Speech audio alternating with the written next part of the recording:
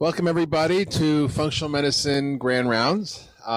Today, we're really delighted to have Sarah Hallberg, Dr. Sarah Hallberg, who I've known for a little while, I've admired for a long time, and is doing remarkable research and work in reversing type 2 diabetes and metabolic diseases using food as medicine, particularly a ketogenic diet.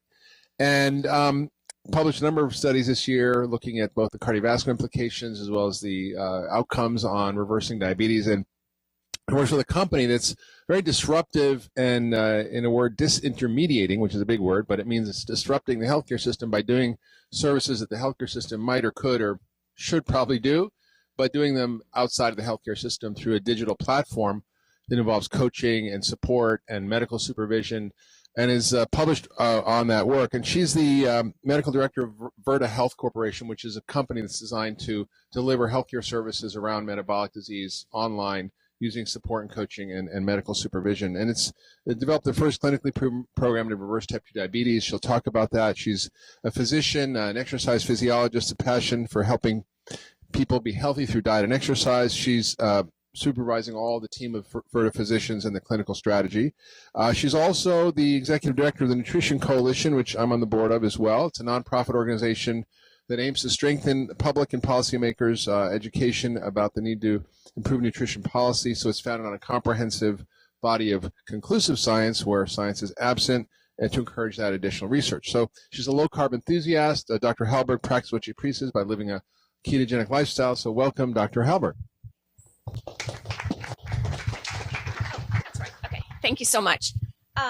I am really glad to be here. Thank you so much, Mark, for inviting me.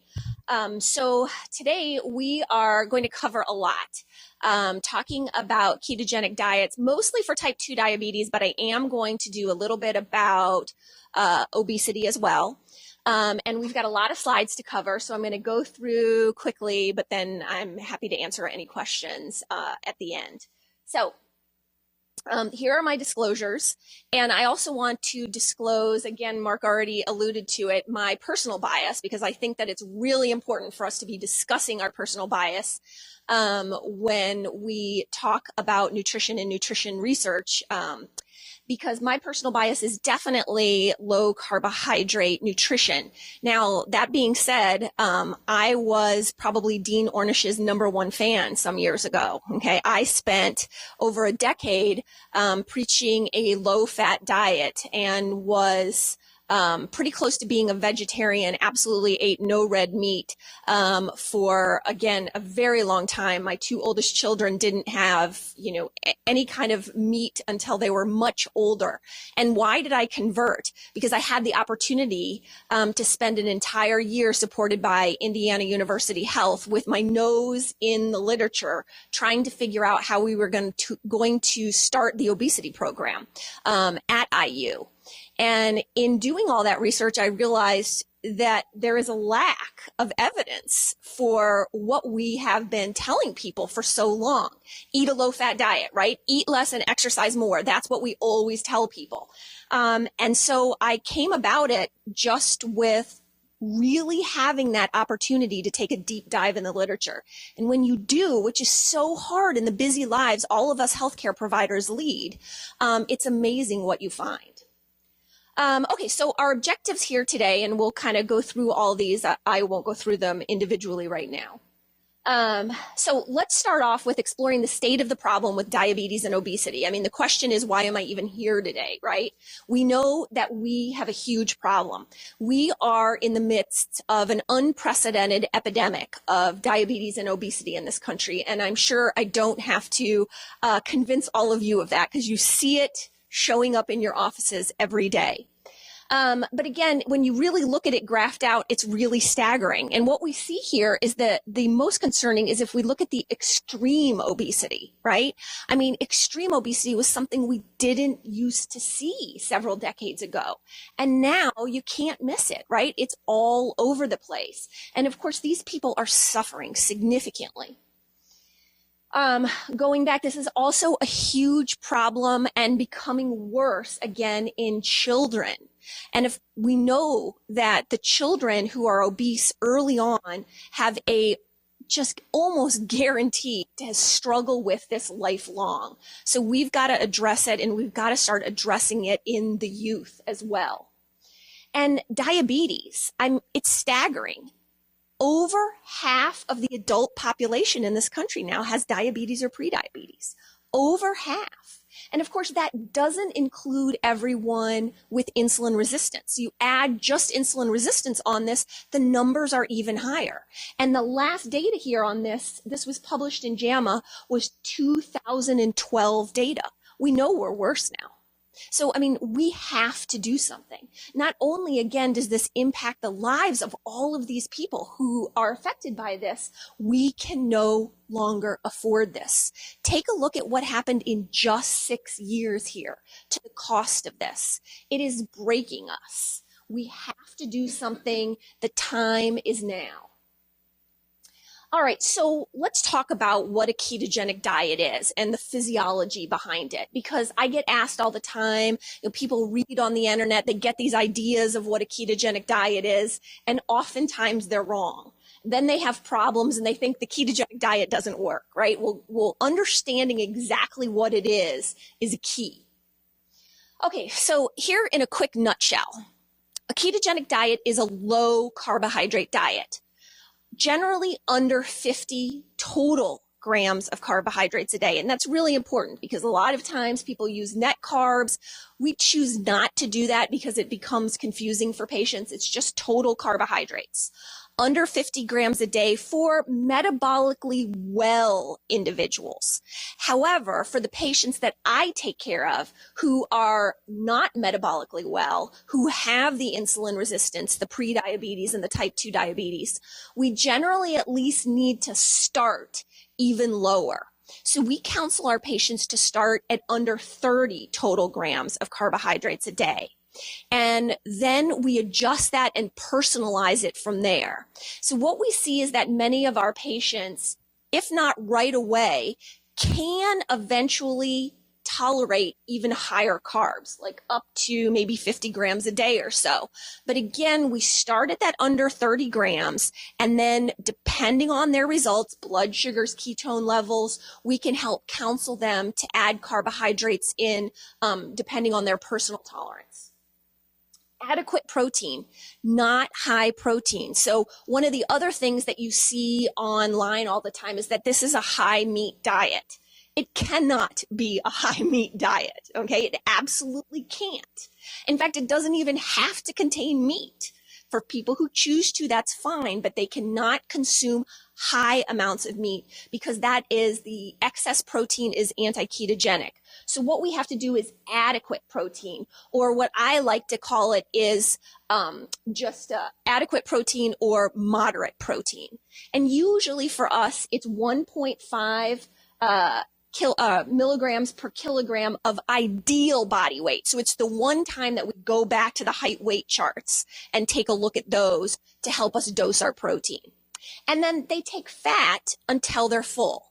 So the idea is to fill in with fat to satiety. And so the idea of talking about satiety all the time when following a well-formulated ketogenic diet is really key.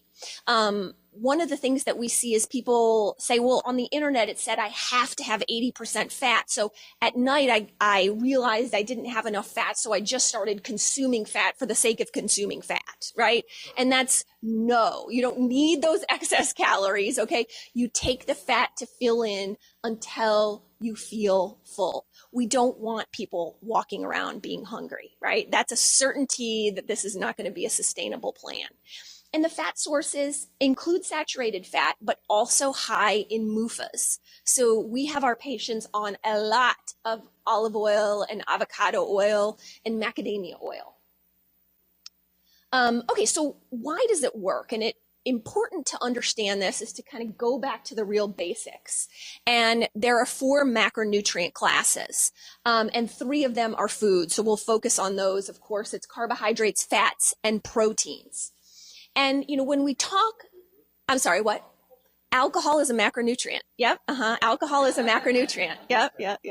And you can have alcohol certain kinds on a well-formulated ketogenic diet. But right now we're going to focus on the food.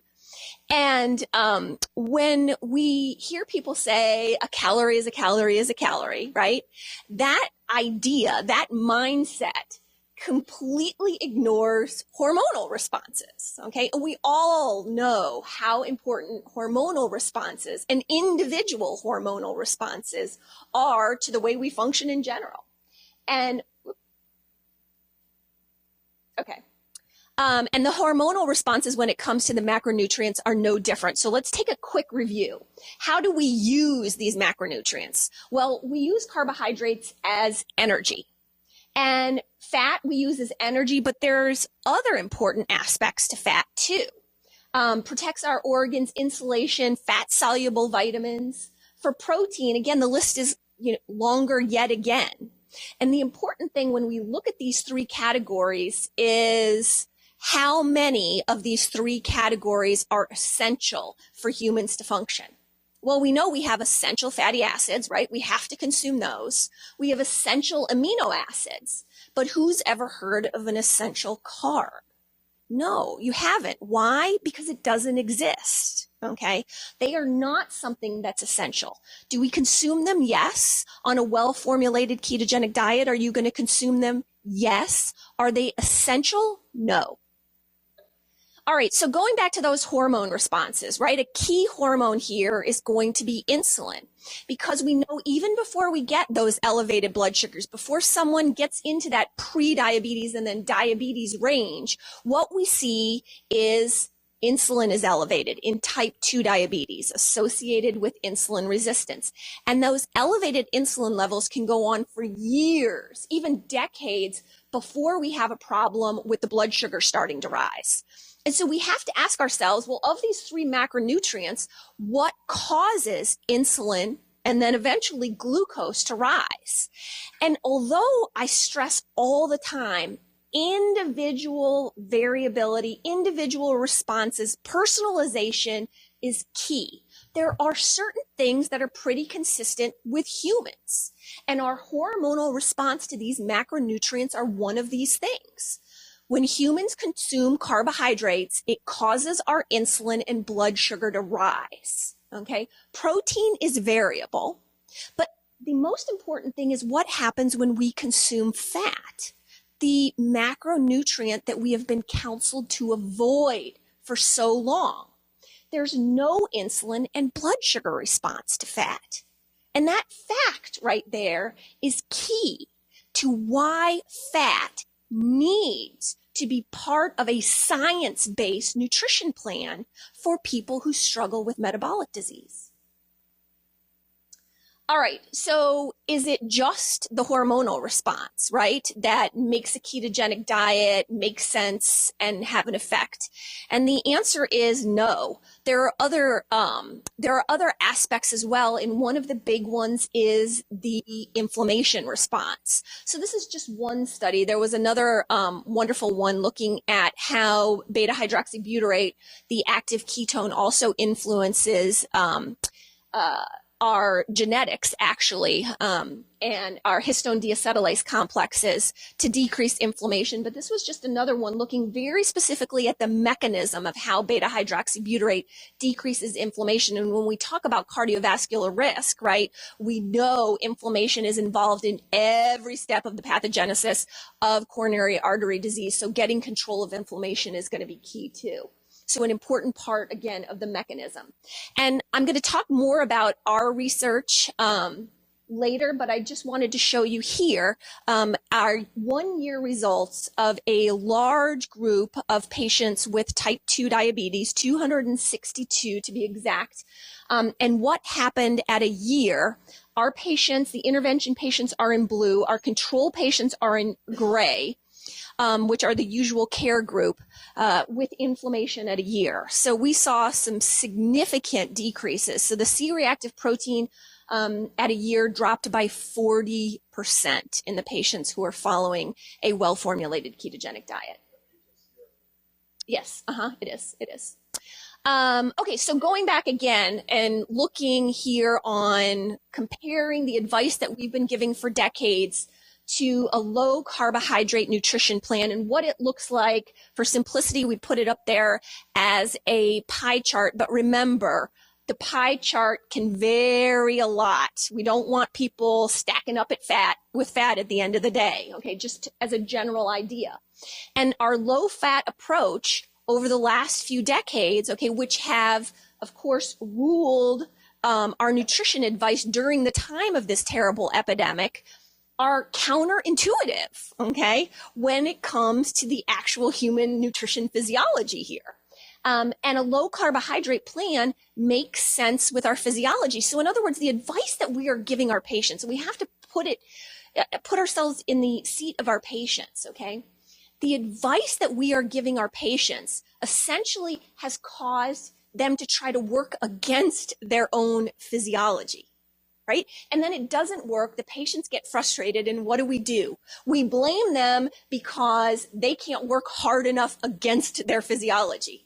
What we need to do for our patients is help them get the physiology on their sides. And right here is a very easy way to illustrate how they can do that by changing their macronutrient ratios. All right, so really quick, I know, again, everyone here is well versed in this, but the question is, what is carbohydrate intolerance or insulin resistance, right? And so I like to use this diagram because if we go back to the low-fat diet, right, people are saying it's healthy carbohydrates that we want to eat. And I think everybody would acknowledge that most people have been told, right, that brown rice, is a healthy carb, right? It's something that patients with type 2 diabetes are instructed to eat often. But if you take a cup of brown rice, what we see is that there are 45 grams of carbohydrates in it. If we convert those to sugar, actually that winds up being 9 teaspoons of sugar that these people are getting in. And now you take someone who has a high carbohydrate tolerance, okay, or someone who is not insulin resistant, they're still going to mount an insulin response to the carbohydrates. Remember those graphs, carbohydrates cause our insulin to go up. But it doesn't have to be that much of an insulin response, okay, because their body is responding well to that insulin, okay, they're insulin sensitive. But if you take the exact same food in someone with a low carbohydrate tolerance or who is insulin resistant, what we see is that the insulin response that they have to mount to the healthy carb, okay, is very high. And insulin is our fat storage hormone. So of course we add onto the insulin resistance, a problem now with obesity, okay, because they've got these really high levels of their fat storage hormone around all the time. And so again, the difference, high carbohydrate tolerance, low carbohydrate tolerance. And I tell my patients with the low carbohydrate tolerance all the time, I'm sorry, this stinks for you, okay? But it is what it is, and we have to manipulate what you're eating to help you work around it. And so again, our approach to these patients, right? So to someone with type 2 diabetes, again, going back to our standard of care, number one, we've been telling everybody to eat a low-fat diet, working against their physiology. And then our plan, medication-wise, is to increase their insulin even more. Let's think about that, right? We got a person whose problem is high insulin levels to begin with.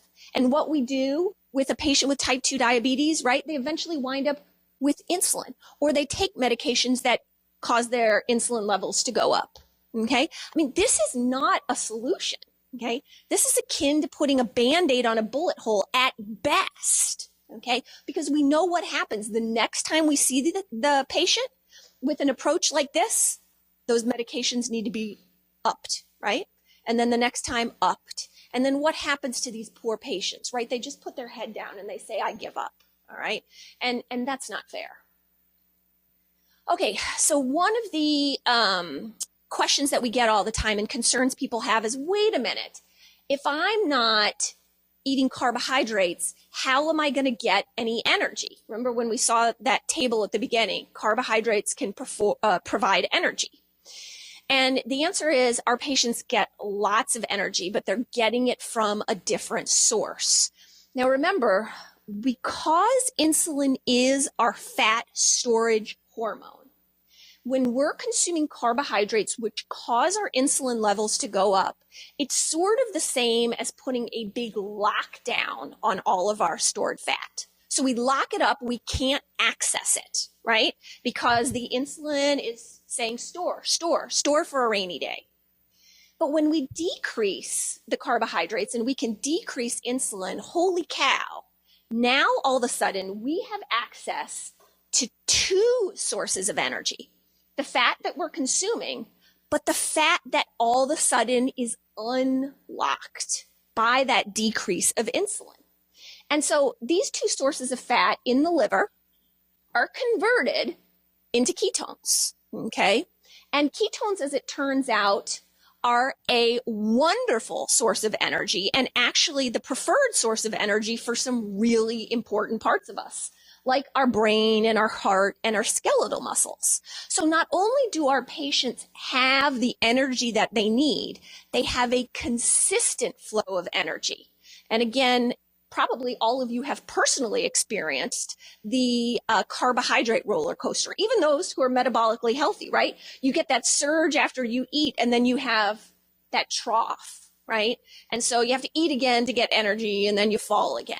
But with utilizing fat for energy, of course, we've got, even if we're not eating fat, we've got all this stored fat. So we have this much more consistent energy source.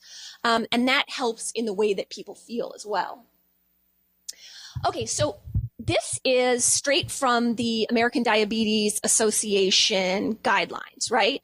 Which again, the eating patterns that they recommend are DASH diet, Mediterranean diet, and plant-based diet. And what do they all have in common? They're all low fat. The Mediterranean diet definitely can be done higher fat, and I think it is a great choice if it is done in a high fat manner. But as a general rule, they're all low fat interventions. And so this is what they say, straight from the guidelines. Total amount of carbohydrates eaten is the primary predictor of glycemic response for a disease whose problem is elevated glycemic response, right? So here's one of our patients. Now, this is a patient, I love this, his CGM data, because this is a patient with very long-standing, continuous glucose monitor. Is anybody using these with their patients or seeing their patients with these? Okay.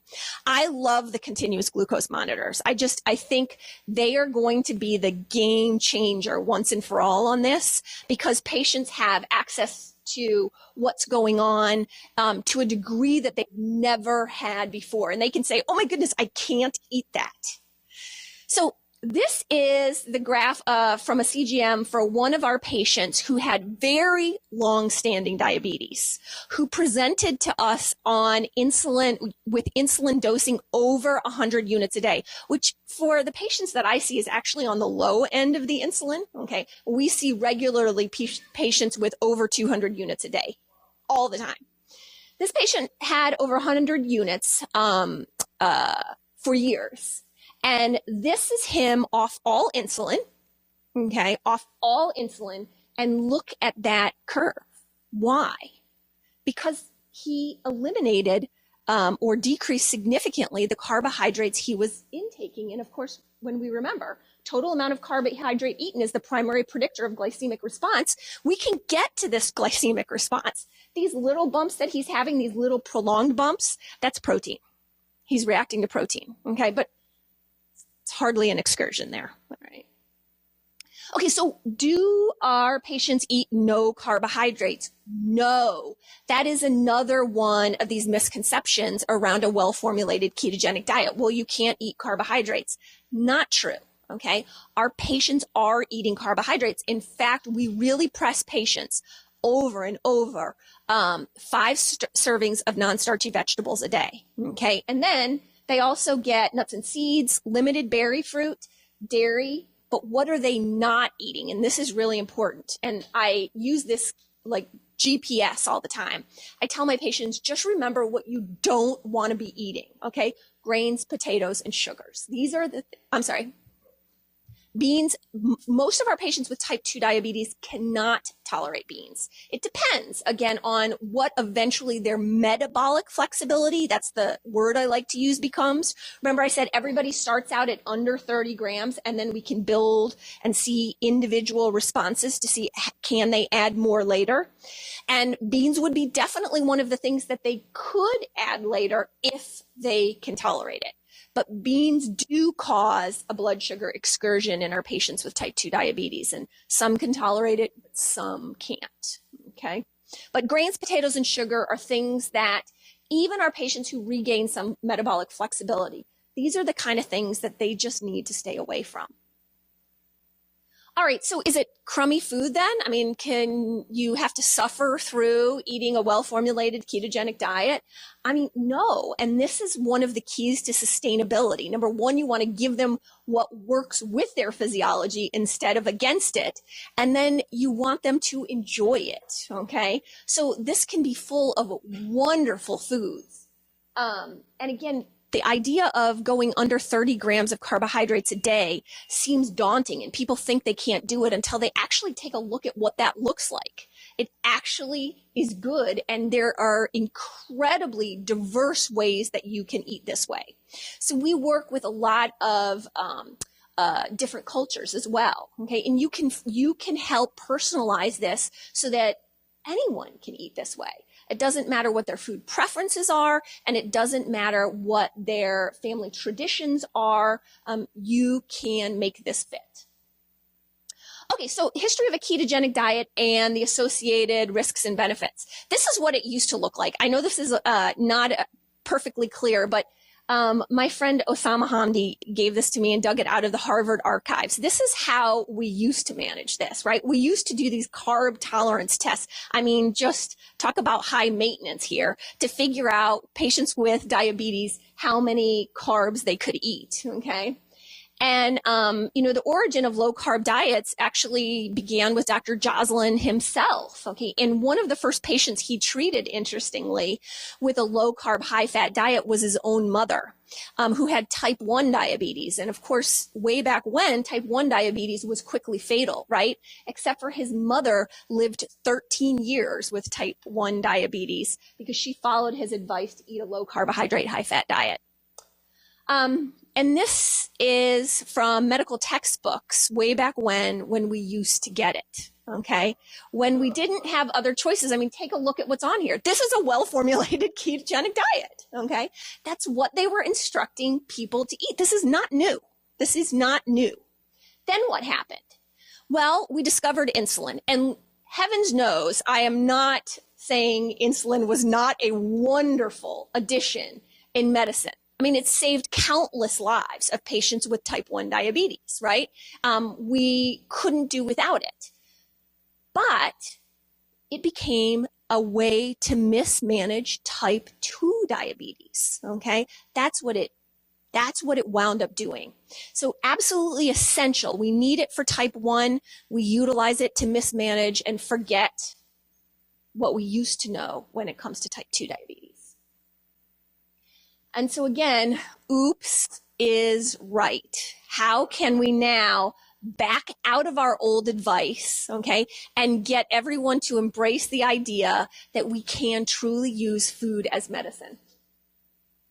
All right, what about the risks? Are there any risks? I get this question all the time. Is there anyone who you shouldn't put on a ketogenic diet? Yes. One. A patient who has familiar hyperchylomicronemia should not go on a ketogenic diet. They have to eat an extremely low fat diet.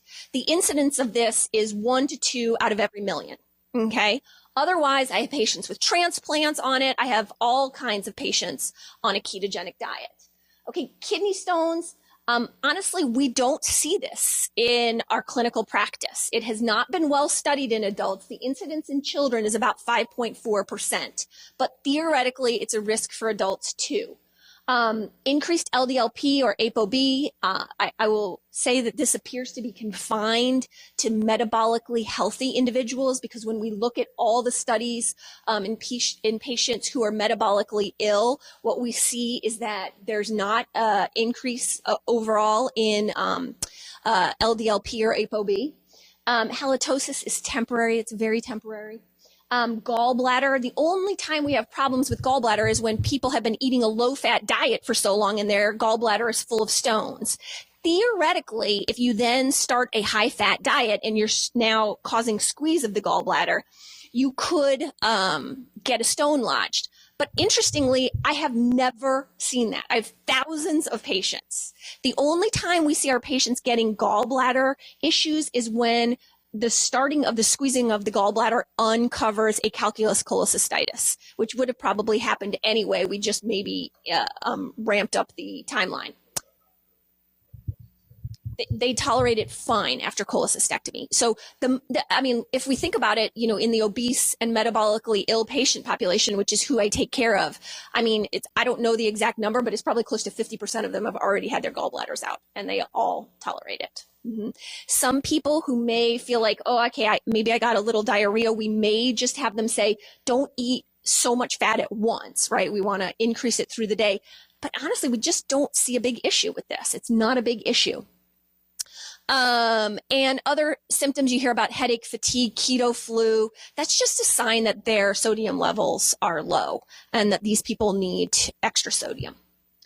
All right. So what are the benefits, okay, of nutritional ketosis? And the black are all the things that we know are have been shown clinically in research studies to be a benefit of nutritional ketosis. The ones in blue are kind of the science is emerging there, but we certainly can't say definitively that it's going to be benefits.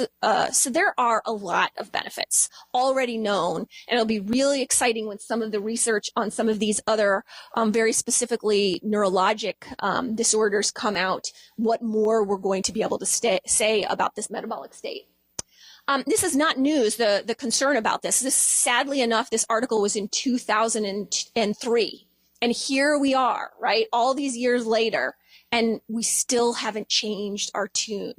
Pushing back against the status quo is just hard, let me tell you.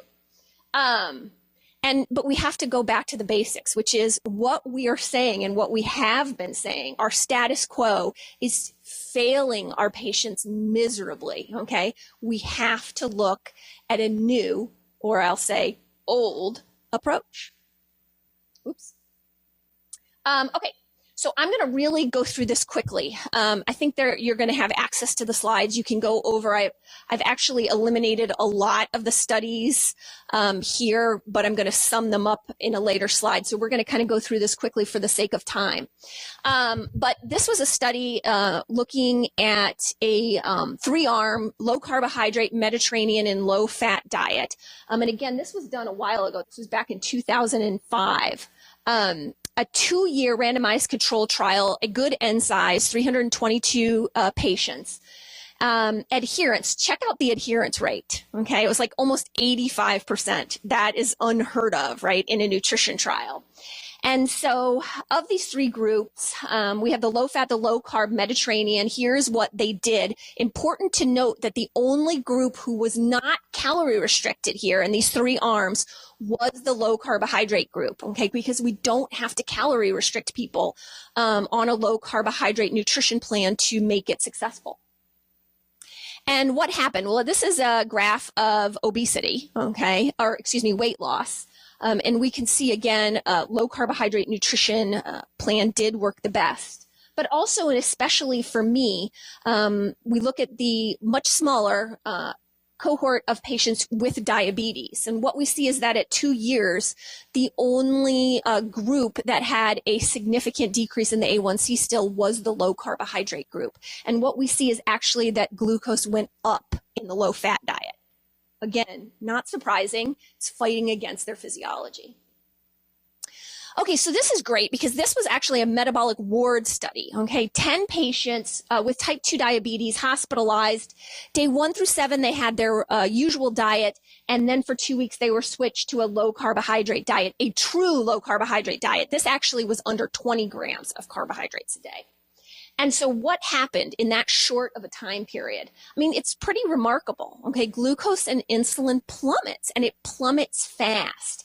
And once again, this is really important for adherence for patients because they don't have to wait until some time in the future for them to be able to see the results. They can see these results quickly. And in fact, when it comes to medication reductions, they can see them the next time they go to the pharmacy. It's amazing. Okay, so I'm just going to, again, sort of go through this. This is a 12-month comparing moderate carbohydrate, which is the typical ADA plan, to low carbohydrate. Again, low carbohydrate wins out, and in weight as well. And so this is a 2-year randomized control trial. This one was interesting in they did a low carb and low saturated fat group. And at 2 years, the blood sugars were about the same, but the medication reduction was significantly greater in the low carbohydrate group. And they had these patients on the continuous glucose monitor.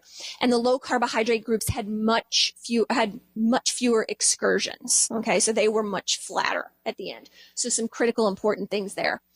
Okay, so then this is also low carbohydrate has also been compared to a low glycemic index plan. Again, low carbohydrate outperforms that as well. And this is an interesting one because it looked at a ketogenic diet in 2 arms.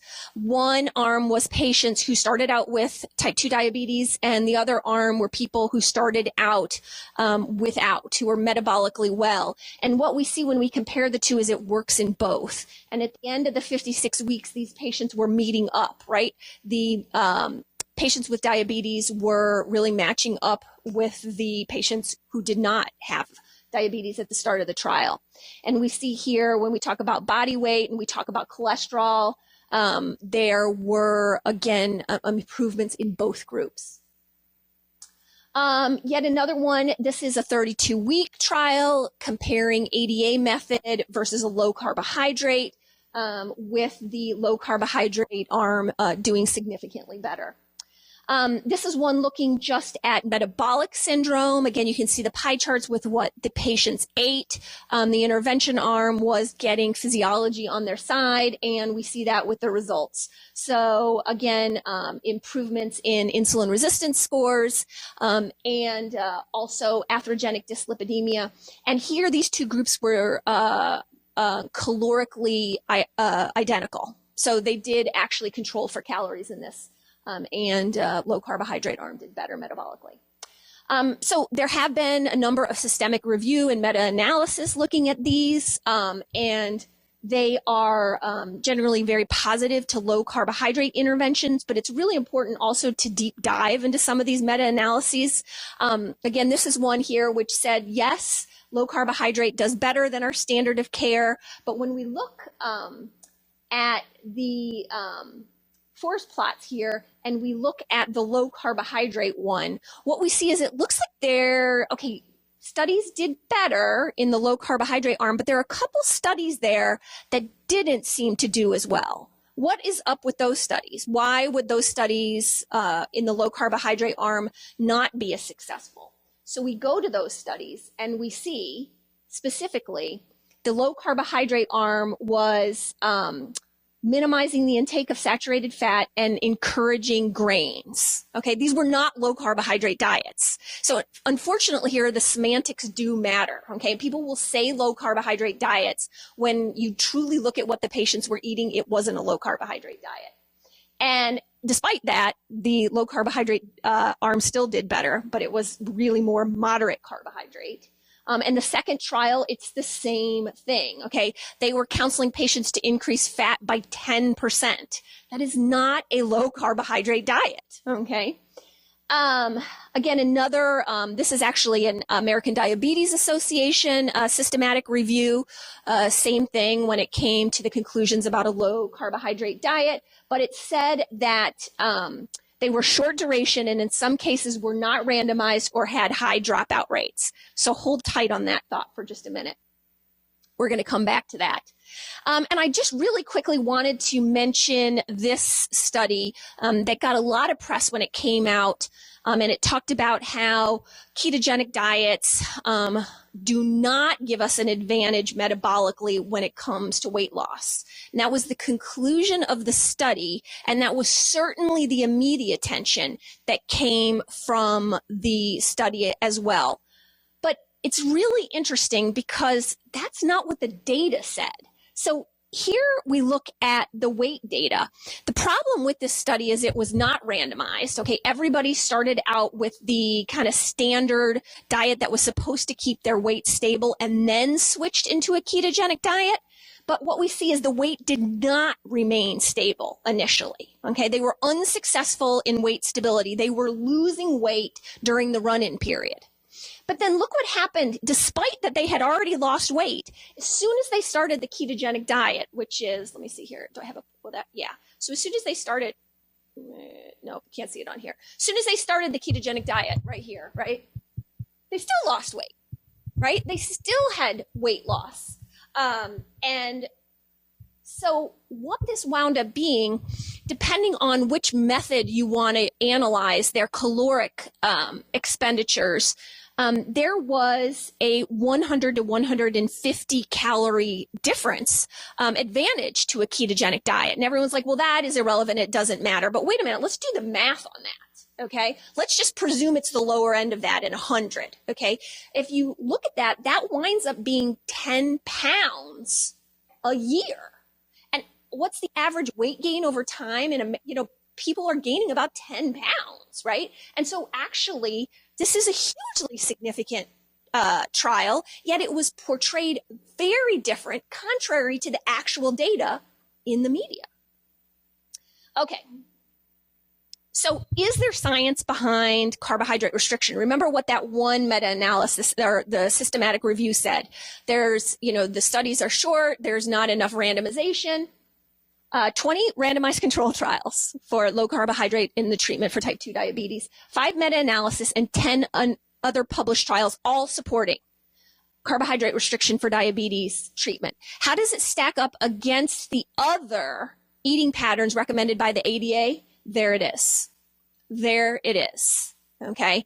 So the concept that there's no evidence for this in the treatment of type 2 diabetes is false. It's just false. Okay. That is not what the studies, the literature, the data will tell us. There is significantly more literature supporting low carbohydrate intervention for type 2 diabetes. All right, but wait, a low carbohydrate diet is going to kill me, right? We just saw this last week. Oh my goodness gracious, we can't eat low carbohydrate diet because you will die. All right, so here is what, again, the media picked up, right? The media loves these kind of studies. Oh my God, the sky is falling. Okay, so let's take a look at this. Problem with the study. Number one, it was not a clinical trial. This was a prospective cohort study, okay? And there are multiple issues with it. I'm not going to go into all of them, but I'm going to give you some of the high points. So nobody in this trial was consuming a very low carbohydrate intervention, yet they extrapolated this. Again, look at the risk here. It just continues to go up, go up, go up, go up. But except for there was no data on that. They just said, all right, let's just keep the line going, right? There's nothing to support that low carbohydrate high death rate. They didn't have data on those people, all right? And the other fact is that, again, this is a prospective cohort study. They had two time periods where they surveyed these patients about what they were eating. And so they were relying on diet records, okay? Diet records are notoriously problematic. And here's a really good example of why they're so problematic. In this study, the average patient, 45% female, 54 years of age, BMI of 27, okay? The patient reported calorie intake was 1,600 calories a day.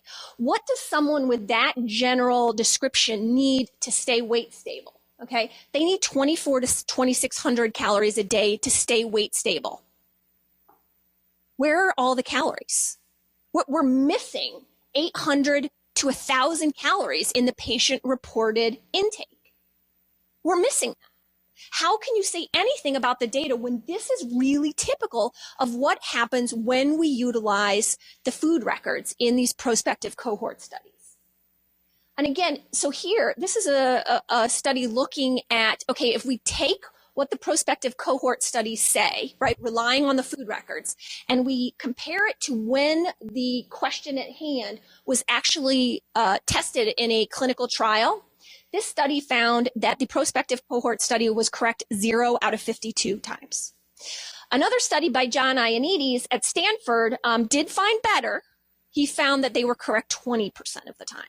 Okay, but these are the studies that the media loves. Okay, and so we have to be incredibly cautious. And one of the other problems, not necessarily this data set here, but most of the data sets, when we look at these prospective cohort studies, the data sets are locked down. No one else can have access to analyze it, which is a really huge problem as well.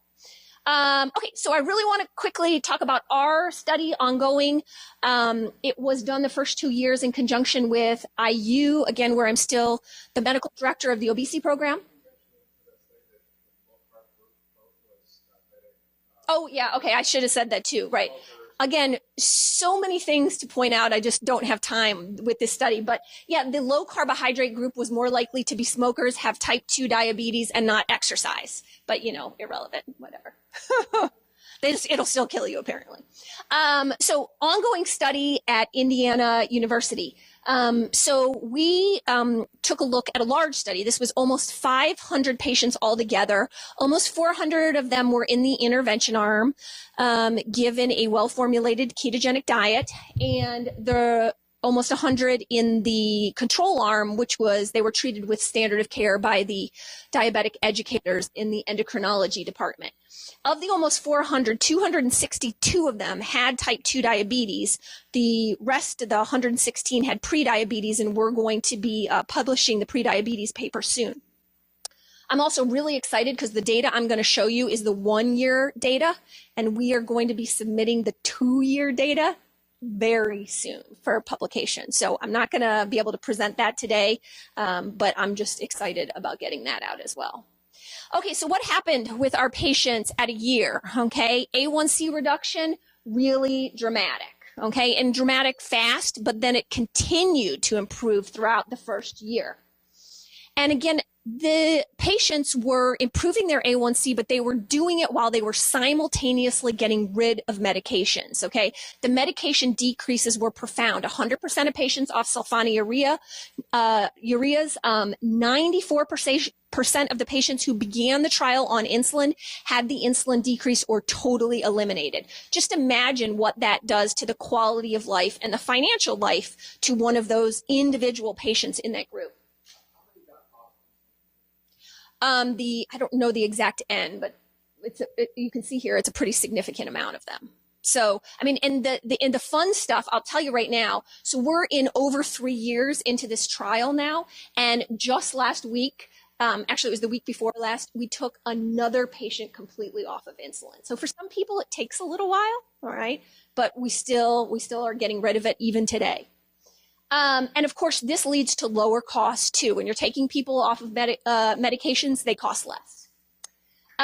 Do patients stay engaged? Because one of the other criticisms that we get is, you know, they can't stick with it. It's not sustainable. Actually, 83% retention at a year. Don't tell me that's not sustainable. And weight loss, not our primary goal in this study, but patients lost anyway, average of 12% body weight at a year. And you see, we didn't have the typical nutrition intervention for weight loss where at 3 to 6 months, we went back up again. All right, so again, we not only published the diabetes data, we also have a publication on the cardiovascular risk factors. And what we see is significant, 22 out of 26 risk factors improved. What is the one risk factor that did not improve? And that is the LDL-C did go up by 10%. However, the LDL-P and the ApoB better predictors of cardiovascular risk in this population specifically actually went down. Not statistically significant, but the important part is those concerns that everybody has that the LDLP ApoB will go up did not happen.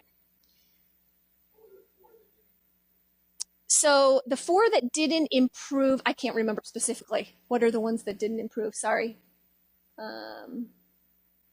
Can we come back to that later? Okay, sorry. I present this data so much, and that's a really good question I should know the answer to. 10-year risk scores improved, and again, got worse in the control group. Liver functions, we actually have a paper in review right now looking at fibrosis scores and the improvement in liver function.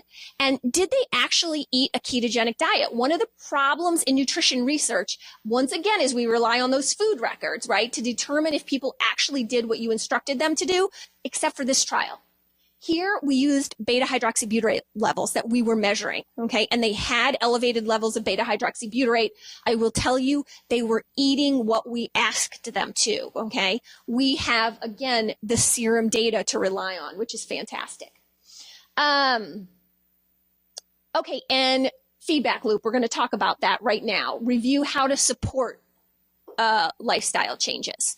So, you know, every once in a while you can get someone who you can give these really general, like that very first slide. You want to be less than 30 grams, you want to have moderate protein, and you want to fill in with fat. That's all you have to say to a few people, and they go home and they do it forever, and it's perfect, okay? That is the exception, not the rule, okay? Most people need support. They need long-term support, and they need support from many angles. They're battling our society right now and all of the carbohydrates all over the place. And so this is how we supported our patients, okay? We supported them from many different angles. We supported them because they each got their own health coach, okay? And they actually interacted with that health coach over 2 times a day initially. They all got their own physician. So that way the physician can decrease the medication safely, okay, and effectively. They had a patient community that they could get support from. They had a resource, an entire resource pool where they could learn about everything from cholesterol to protein to what to bring to a 4th of July barbecue. And they had biomarker tracking. So they were able to follow these biomarkers, which included weight, blood pressure in patients with a history of hypertension, blood glucose, and also ketones over time, okay? And now what's really cool is in my community in Lafayette, Indiana, we actually have a 6th one that we don't see represented here. And that's because in my community, we have hit a critical mass of patients doing this. So there is now community support because the restaurants in town, like the big Italian restaurant, you can get any of their pastas with zoodles. Okay. I mean, the restaurants are accommodating to this. The grocery stores are accommodating to this. Everybody knows somebody doing this. So we've had something we didn't have to create, which was just the community support. And we can do this in other communities as well. You have to give them advice that works, okay? You have to not continue to tell them to eat less and exercise more. And that is it. So I'm sorry I ran close to time, so we don't have as much for questions, but I wanted to get it all out. So thank you very much.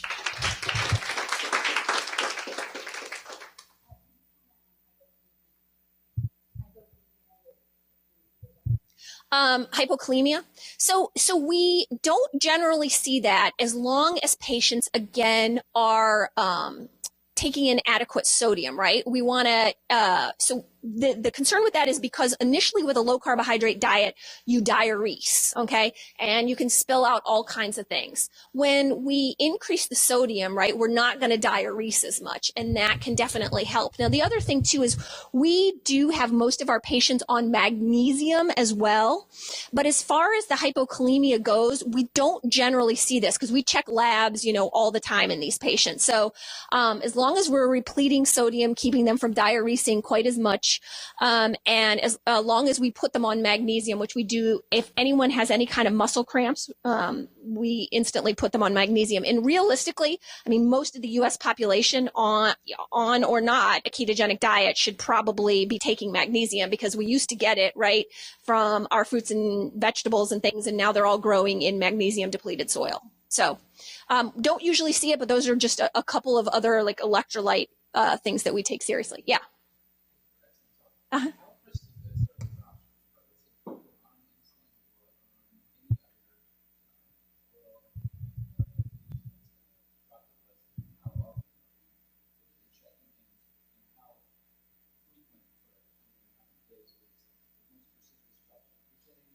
Mm-hmm. Yeah, so that's great question. And so you have to be on top of them, right? I like to say what my expertise is I am an expert prescriber. That is my like medical expertise.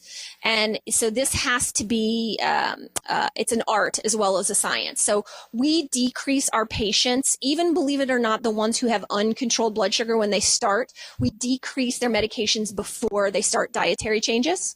And then we're on top of them. And oftentimes we are adjusting insulin in some patients on a daily basis. And then when do we like relax a little bit? We relax as soon as we get them off of insulin and sulfonylureas. Right.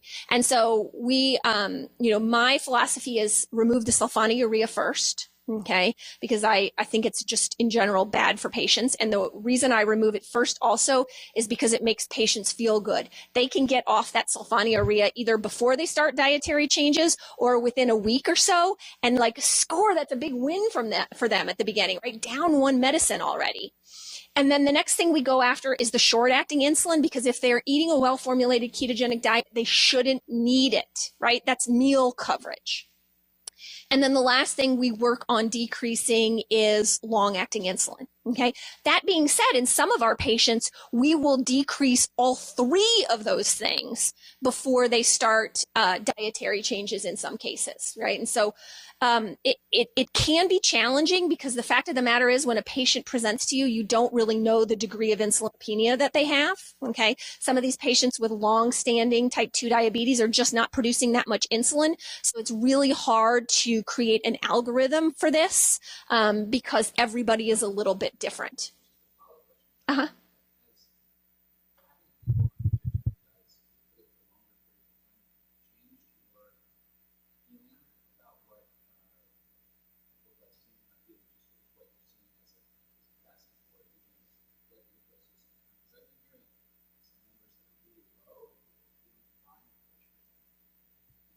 Oh, yeah, yeah.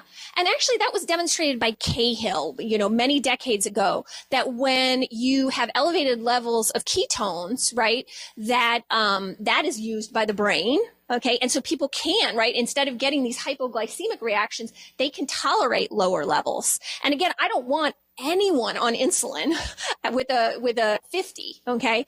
But what we see is that can happen in patients who are not on some of these concerning medications, and we don't really worry about it that much. Okay. Yeah. Great question.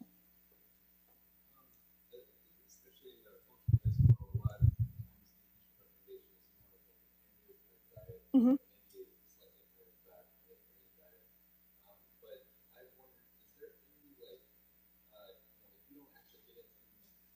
Mm-hmm.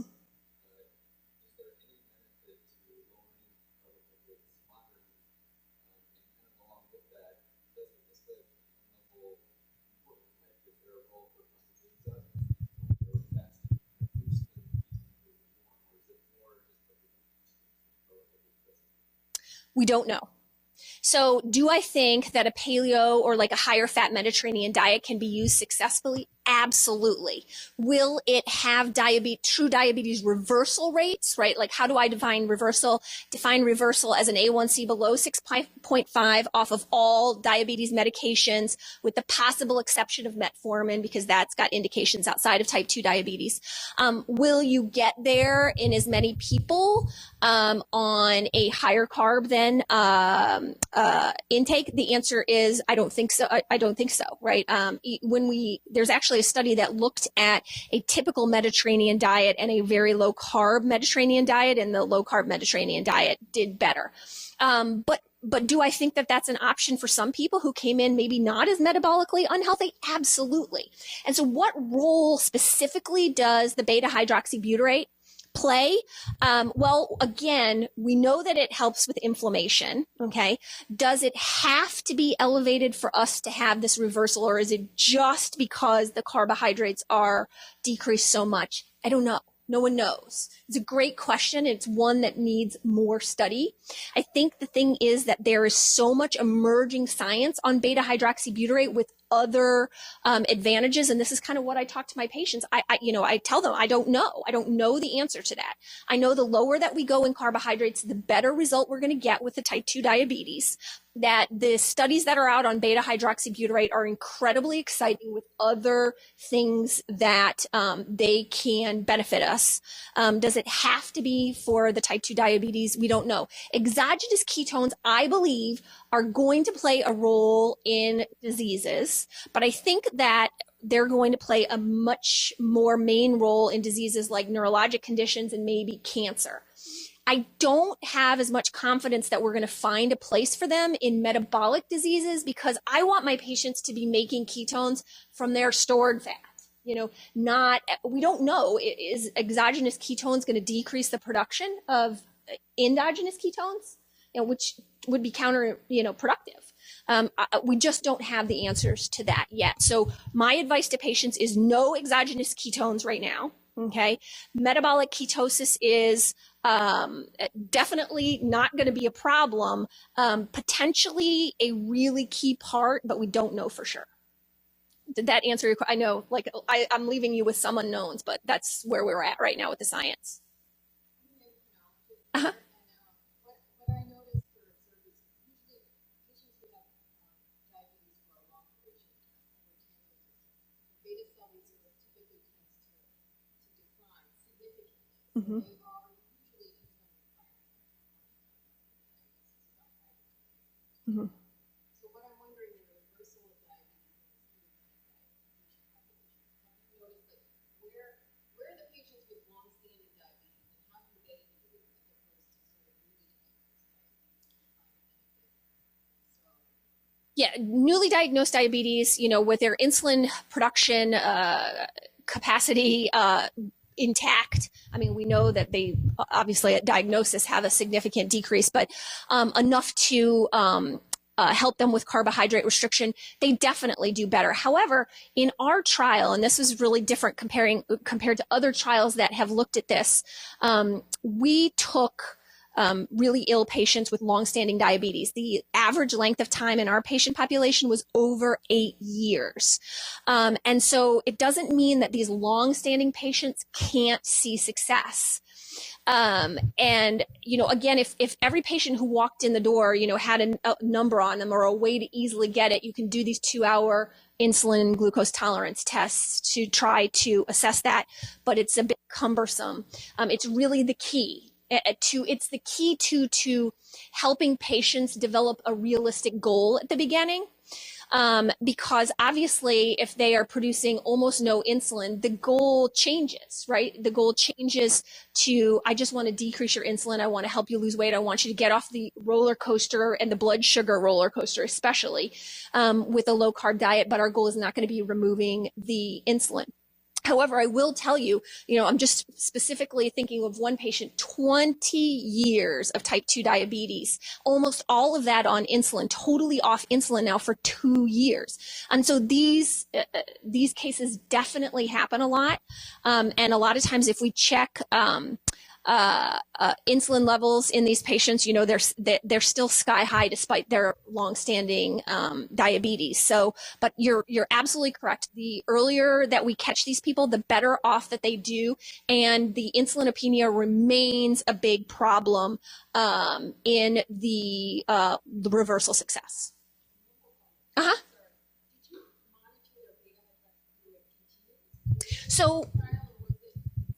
So it started out daily, okay, and then we did it, patients were pushed to do it at least once a week. So they were, yeah, right, exactly. We only used, the true beta hydroxybutyrate levels. Mm-hmm.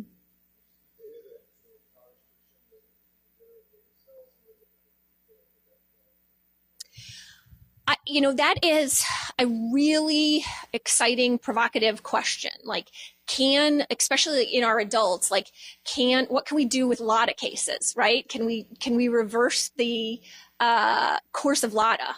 And the jury's still out. I think we really need to see more research being done in that field. I will tell you anecdotally that I believe we can.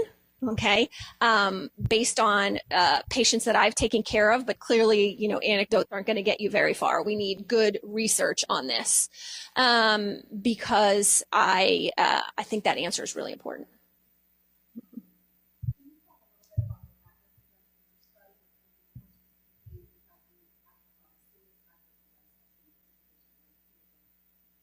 No, I mean, we saw the typical things and really they're pretty matched with the intervention. We did have a couple of patients in this population who had newly diagnosed coronary artery disease, same with the control group. I mean, to be expected in patients with type 2 diabetes, a couple people diagnosed with cancers, same thing in the control group. I mean, we didn't see anything that was unexpected in these people. Right. And that's, again, a big concern. And I'll also tell you again, not only did we not see it in this trial, but when we look at my IU population, where we have thousands of patients, we're not seeing, the complications that people are concerned of. Like I said, we just don't see these gallbladder issues, right? We don't see any increase in kidney stones. We're not seeing them.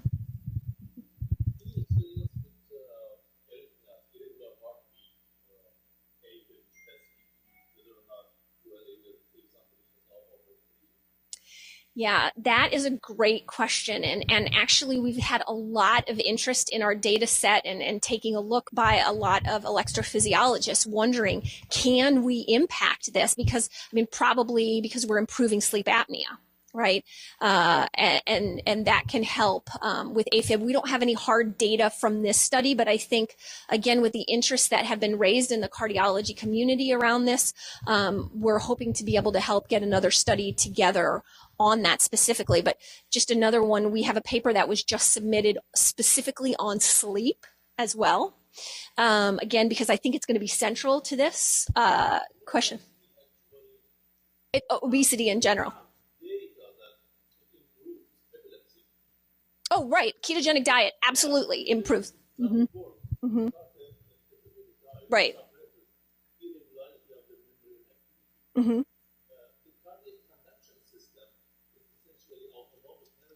Mm-hmm. Yeah.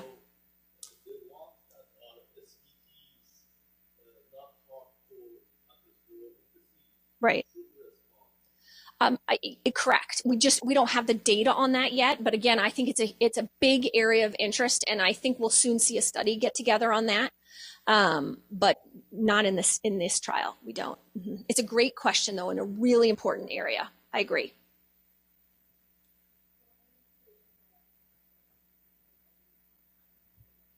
Yes, they do.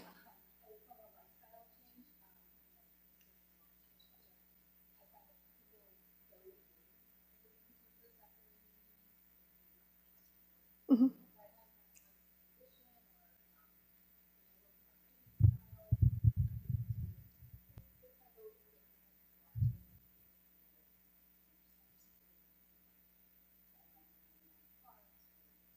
It's totally personalized at that point,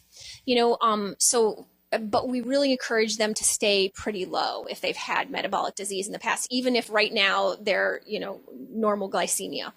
But there's a really huge difference between under 30 grams and under 50 grams, right? That really is, and what we find is over time, most of our patients can get up a little bit, closer to that 50 grams. And what we do is our encouragement is for variety. So people do get bored because they get stuck in a rut, and they do that like normally, right? People get stuck in a rut no matter what they're eating. And so as far as the behavioral counseling goes, it's to get them out of the rut more than anything. And so I'll just kind of on that line, it's really interesting. So, a first year with the lifestyle change, moving to a ketogenic diet is troubleshooting with patients, teaching them, adjusting medications, all those kind of more medical aspects of it, if you will, and education aspects. And then after a year, it becomes the most important thing from 1 year on is behavioral health. And this is one of those perfect examples. I'm bored, so I'm going to fall away. Well, you've got to be on top of them saying, hey, have you done this? Let's go. I mean, like, this is what I do with patients is I sit through and I say, tell me exactly what you're doing now, right? And we walk through their day of what they're typically eating. And again, it's into some sort of routine, okay? And we go through each meal and I say, okay, how could we give you variety here and not increase the time? And it's amazing how you can do that when you sit through and troubleshoot with each person. But if you did this, you'd increase the variety and you'd actually be spending less time in the kitchen or preparing things. But you need to be pushing them on that. Like it's kind of one of those things where people may be able to counsel, and that exact person may be able to counsel someone else, right, to teach them how to do it. But they have trouble with themselves, so they need someone to come to them and say, yeah, hey, look. Or they have a life crisis, and then you have to counsel them through that. That's what happens 1 year on. Yeah. Huh? Again, we don't really see the potassium drop. And I will tell you, in a few patients who came into us with a known history of hypokalemia, I'll put them on a schedule where we sort of obsessively monitor that. And I've done that a number of times, and I've just, I have not seen it, right? People swear that they're going to have potassium problems. I always have potassium problems, and we'll put them on weekly checks for a while. Nothing. Mm-hmm.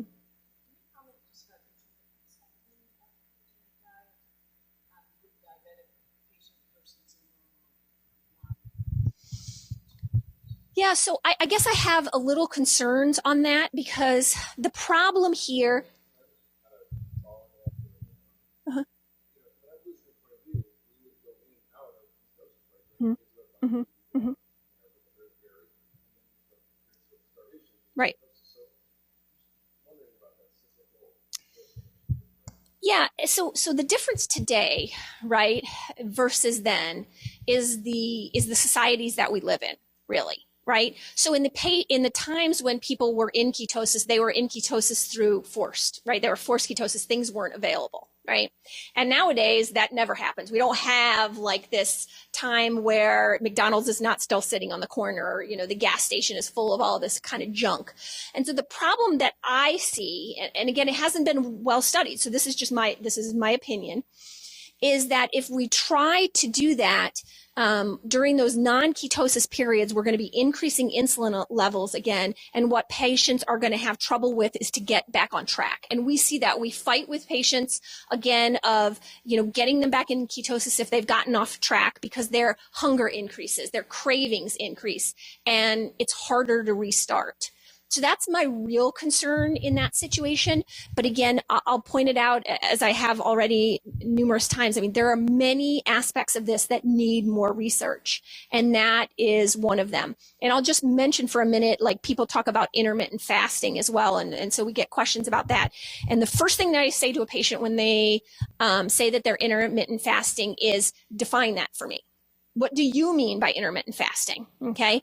And if they say, I only eat twice a day, I'll say, okay, that's really more time restricted feeding and good. If that's working for you, do it. There's actually evidence to support that. If they say, well, I don't eat for 7 days, I say, ooh, right? Because actually, the evidence that we have on that does not support that, actually says that that's going to be detrimental in the long term to their lean body mass. So what we say is no more than 18 hours of fasting. Okay. But if you're doing up to 18 hours of fasting, or you get into, the time restricted feeding, I like that term much more because it's really very specific to what they're doing. If that's working for you, great. Mm-hmm. Yeah, absolutely. Thanks so much. Thanks. Really appreciate all you showing up and listening to this provocative conversation about fat. We're going to have also an interview after, which will be online and recorded, so you'll be able to get a little deeper into some of the nuances of this and the questions. So really appreciate it. Thank you.